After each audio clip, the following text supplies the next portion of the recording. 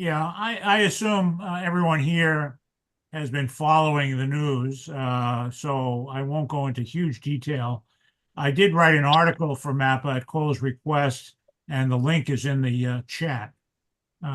So, we all know a so-called ceasefire, which I think we have to put in quotation marks, uh, was came into effect October 10th. Israel has violated it every day since then, and has killed Palestinians in Gaza every day, though at a lower number when they were unrestrained in their genocide against Gaza. So it is, at least in part, a respite for the population of Gaza.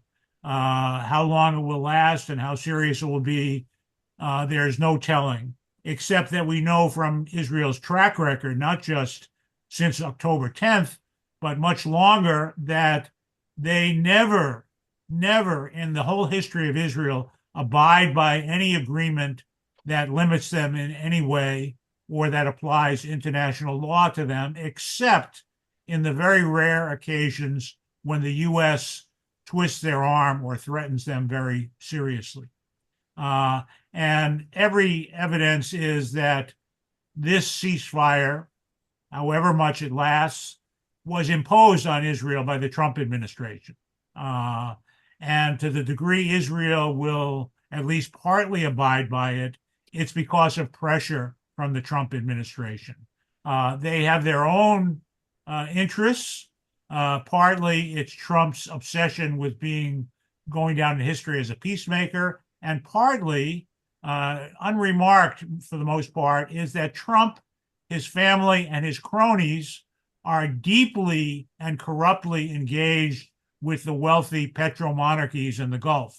And that includes his negotiators as well, Witkoff as well. They are all cashing in to a large extent from money from Qatar, Saudi Arabia, UAE, and so on. So this agreement was originally formulated without the participation of any Palestinians between Trump, Israel, and a number of U.S. regional allies, Turkey, Egypt, Jordan, Saudi Arabia, the UAE, and initially presented as a kind of ultimatum, take it or leave it, by Hamas. Hamas and its allies in Gaza made the gamble that if they just accepted the ceasefire part and the exchange of prisoners, that would be enough for some kind of ceasefire to come into effect. And they were right, apparently. The Trump and his advisors basically accepted that as the basis for ongoing negotiations. It seems unlikely that there will be a final agreement on the terms, the 20-point plan that Trump and his advisors have put forward. But meanwhile, however long it lasts, it's a good thing for the people in Gaza. Now, by the way, I mentioned that Israel never abides by ceasefire agreements. That's happening now, not just in Gaza, but in Lebanon, where months ago they agreed to a ceasefire and the evacuation of Israeli troops in southern Lebanon. None of that has happened. And the U.S. nor any other U.S. ally has held Israel accountable for breaking that ceasefire. And the Israelis are occupying parts of southern Syria, even beyond the ceasefire line that was agreed to in 1974, again, with no consequence. And, this is nothing new. There's a long track record for this. To my knowledge, the only times Israel was forced to abide by the terms of a ceasefire agreement was way back when Dwight Eisenhower was president, and he forced Israel to withdraw from the Sinai in 1956. And later in the late 70s, when Israel had signed an agreement with Egypt to evacuate all of its settlements in the Sinai, they refused to evacuate them until pressured by Jimmy Carter. And that's why they hate Jimmy Carter, by the way, not because he once said the word apartheid. He forced Israel to abide by an agreement. So to the degree any of this will continue, this ceasefire will continue, depends on the U.S. continuing to apply pressure on Israel. And it also illustrates that this was possible much earlier if the Biden administration had been willing to exert serious pressure on Israel. Of course, it didn't. So the rest of the agreement involves Hamas supposedly giving up its arms and any influence within the governance of Gaza, the entry into Gaza of an international military occupation force, and the appointment of a new colonial high commissioner for Gaza, Tony Blair. Blair from England. And it seems unlikely that any of this will Be agreed upon. be agreed to. For one thing, the armed members of Hamas are the only force in Gaza that's keeping law and order and holding down the criminal gangs that Israel has been supporting all through this genocide. The UN, for example, reported for the first time since the ceasefire that aid shipments into Gaza are not threatened or looted by armed gangs and are going smoothly. Of course, if Hamas does disarm, not only will it be defenseless against Israel, but will be defenseless against the armed gangs that Israel supported. And there's a lot of chatter in the Israeli press about this being a potential alternative to Hamas rule, that is, maintaining these armed gangs that are protected by Israel. So I put the link to my article in the chat. You can read it in more detail. Just a few other things that we should know. The International Court of Justice has reiterated its obligation on Israel to allow UN agencies to oversee humanitarian supplies into Gaza, and has refuted Israel's charge that UNRWA is somehow infiltrated by Hamas and therefore is not a reliable agency to give relief in Gaza. Was that ICC or ICJ? ICJ. At the same time, Israel has previously already outlawed UNRWA from the territory it controls in occupied East Jerusalem and the occupied West Bank. And the deadline for UNRWA ceasing to operate in those areas is a couple of weeks away. UNRWA operates dozens of clinics, schools, and social relief agencies throughout East Jerusalem and the West Bank. And there is obviously no alternative.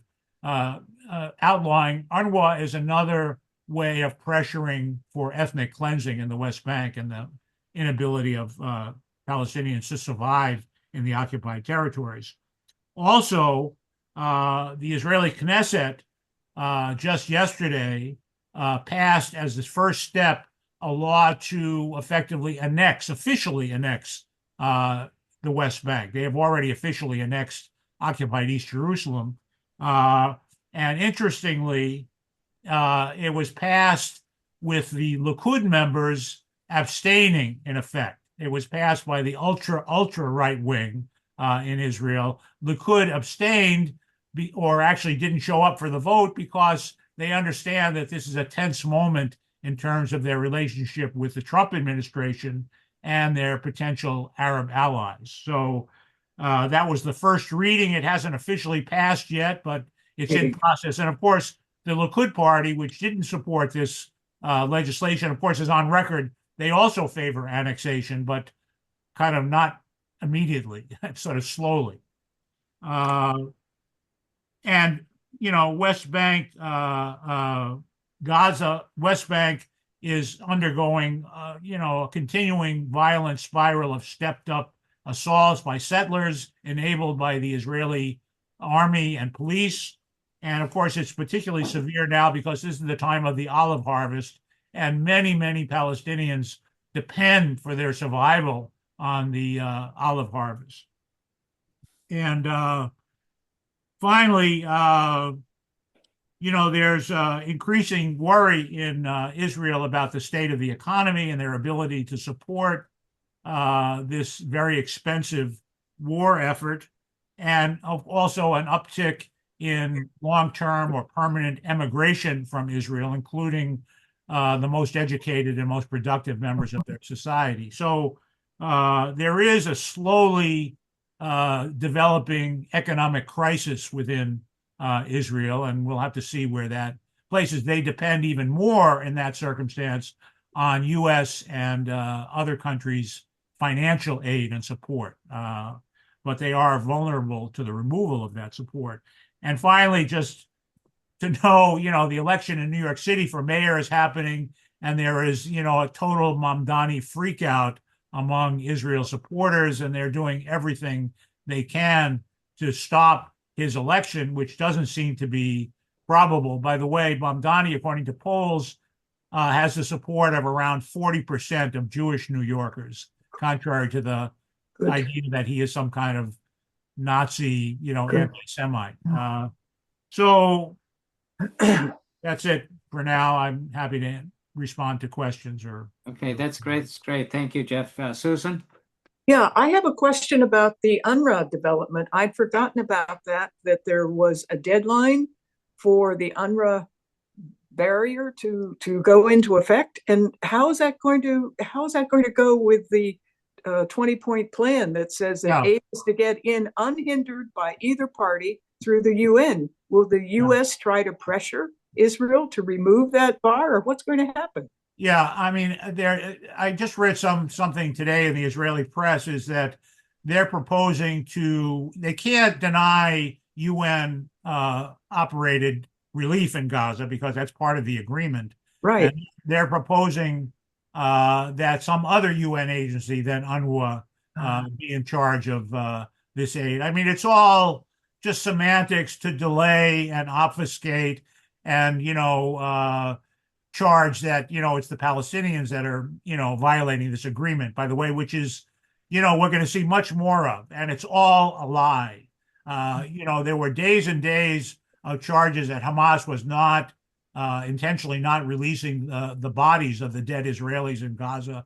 And of course, that contradicted the specific language of implementation that was agreed on by all the parties in Sharm el-Sheikh, Egypt, before the agreement went into effect. So we're going to have to be ready to counter this propaganda. It's everywhere, and of course our politicians are pretty, vulnerable to believing it. So the Hamas has reiterated that it is, supporting and standing by the ceasefire and ready to negotiate further. And that's the, the story of where we are. Israel is the party that's, trying to get around this agreement, not Hamas. So I don't see any other hands right now, but I think we want to use this briefing as background for our 7 o'clock meeting to talk about dealing with the agreement as it unfolds. Yeah, I won't be there, but I think the main thing we have to bear in mind is that Israel and its supporters will hope that this ceasefire agreement, however much it's abided by, will kind of silence the solidarity movement with Palestine, and we have to do everything we can to make sure that that doesn't happen. Right. And to point out that Israel is the one that is threatening, the agreement and threatening to end the ceasefire as it has done consistently for 75 years in every instance. Great. So just to summarize, Jeff, so you're saying Hamas has agreed to the hostage release thing and the ceasefire. The prisoner release. Every living prisoner in Gaza was an IDF soldier. They are not hostages, they're prisoners of war. On the other hand, the 11,000 Palestinians held in Israeli detention camps, many of those are literally hostages. They arrested masses of people in Gaza with no charge whatsoever. And of course, those who have been released have reported on torture under Israeli detention, and the bodies that Israeli has released in exchange for the remains that Hamas handed over from Gaza have many of them have shown signs of torture and summary executions. And that's something that has barely been reported in Yeah, the. so we'll have to get all these angles out as time goes on. But basically, Trump was okay with Hamas just saying right now we'll go along with Yes. ceasefire, Yes. hostages, and aid, and we'll negotiate everything else. Is that Well, I mean, they yeah. still hold that Hamas has to agree to the 20-point plan, but, they didn't make that a precondition for supporting the ceasefire. And they are restraining Israel. It's very evident. Right now, Kushner and Witkoff have been in Israel. Rubio is on his way, and Vice President Vance is on his way, and they are pressuring Israel to keep to this agreement, this ceasefire.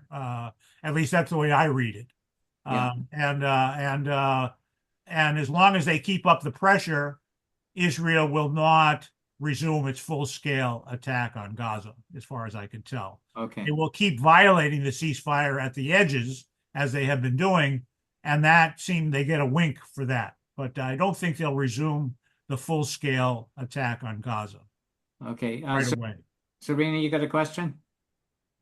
Yes, I do. Real quick, did you mention, Jeff, and maybe I missed it, the troops from different countries coming in? I thought I read something like that That's the happening. plan. Okay. Is that there will be an occupation force staffed by regional or Muslim countries. They're having a hard time putting that together because many of the countries are reluctant to send troops into Gaza while it's essentially still a war zone. And the one country that has said they are willing, Turkey, is not acceptable to the Israelis, apparently, and the U.S. is not pushing that issue. So that can't happen unless there's further negotiation, and we'll see where that goes. But Hamas has not signed on to agree to disarm. No. And they will obviously insist on having an impact of what that occupation force will be made up of. They have said prior to this agreement that if there was an official Palestinian rule in Gaza, they would be willing to join their armed forces into a sort of more umbrella organization run by the Palestinians as a whole. That's not likely to happen, but meanwhile, they're keeping their small arms in effect and performing the role of policing in Gaza, which is very necessary. So I don't know where that's going to go, but that's where things stand now. Yeah, that's great. Pat, go ahead. I had 3 questions and I only remember 2. One, I'm curious as to whether or not Hamas has released all the dead soldiers, IDF soldiers' bodies, or if they're still hunting for those. And what do you think about us calling the White House comment line and saying that it's not true that Israel is breaking the ceasefire, but it's Hamas? I mean, not that Hamas is breaking the ceasefire. Israel, obviously, the White House is aware of that, but they may not know that there's a lot of grumbling among people here in the United States because we're also aware of that. And I forget the 3rd question. Okay. Well, Okay. I think they're very aware, and that's why they're in Israel, holding Israel's feet to the fire to uphold the ceasefire, and at least for the time being. And everyone recognized that it would be very difficult to discover and hand over all the remains of the dead Israelis in Gaza, given that, as you've all seen, the whole landscape of Gaza is a mass of rubble and destruction that was caused by Israel. And it was recognized in the implementation accord that they would need time and support to locate and recover the bodies of many of the Israelis who died in Gaza. Of course, many of the Israelis who died in Gaza were killed by Israel during its attack on Gaza, and as has been acknowledged. But it's going to take some time, and it's just difficult. Obviously, there are probably 10,000 dead Palestinians in Gaza that are still under the rubble that have not been found yet. So that's the situation. Yeah. Cole? So in in most ceasefires, there's some kind of committee or process to manage problems and disputes. We've heard that the U.S., Qatar, and Turkey are mediating this ceasefire, but is there, one senses that there's no effective process to deal with this dispute over the bodies and so on. So what is your understanding of how active these three mediators are in trying to keep it on track? I mean, I think there's no formal accountability in the agreement that was signed. It really depends on Trump and his cronies to hold Israel accountable. And doesn't make me happy to say that, but that's where things stand. The fact that the U.S. has supposedly sent 200 troops to be stationed in Israel to help monitor the ceasefire is a good sign. You know, they're not in Gaza for the time being, but again, it's a commitment, kind of a gambit to make Israel a little bit more accountable, a little more reluctant to blatantly violate the ceasefire on a large scale. So, as in all these agreements, there's no accountability. There's no mechanism for holding Israel accountable in any real way. It depends on the politics. And right now, the Trump politics are on the side of the ceasefire. And that's the only reason it is holding right now. Yeah. Okay, well, Jeff, thank you so much. Let me ask one quick question. The Globe and the Times are still reporting that these two Israeli soldiers were killed by Hamas. Do you have any information on that they had stepped on landmines and? Yeah, that's been reported. I mean, How do you know? you just have to take anything that the Israelis say with the utmost skepticism. Their default is to lie. That's not something new. So anytime they come out with some defense or some justification for their actions, you have to view it with skepticism. There's also been a report that maybe some rogue element in Gaza was behind an attack on the Israeli demolition squad. That, by the way, Israel continues to demolish buildings and homes in Gaza, both immediately before and since the ceasefire. And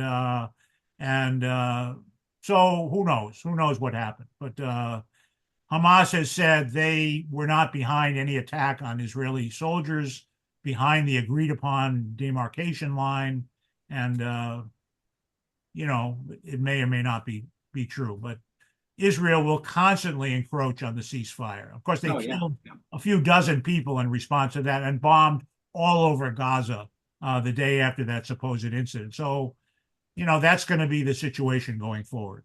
Right. Can I just ask one more question? I just realized, what about the boundary? There seems to be a big thing with the blockers they're putting up, and the boundary seems to be changing. Do you want to comment on that? So this agreement demanded that Israel withdraw somewhat from some of the areas that it had been directly occupying, but still controls well over half of the Gaza Strip, and further retreats to new boundaries may or may not ever happen, depending on how the negotiations continue. And by the way, Israel, just before the day before the agreement went into effect, they destroyed the last sewage treatment plant in Gaza intentionally. Of course, it was not a military site at all. And again, it's their intention to create long-term health problems and unlivability in Gaza. And that's still their aim. And what they will get away with remains to be seen. Okay, well, thank you, Jeff. There's plenty more to go.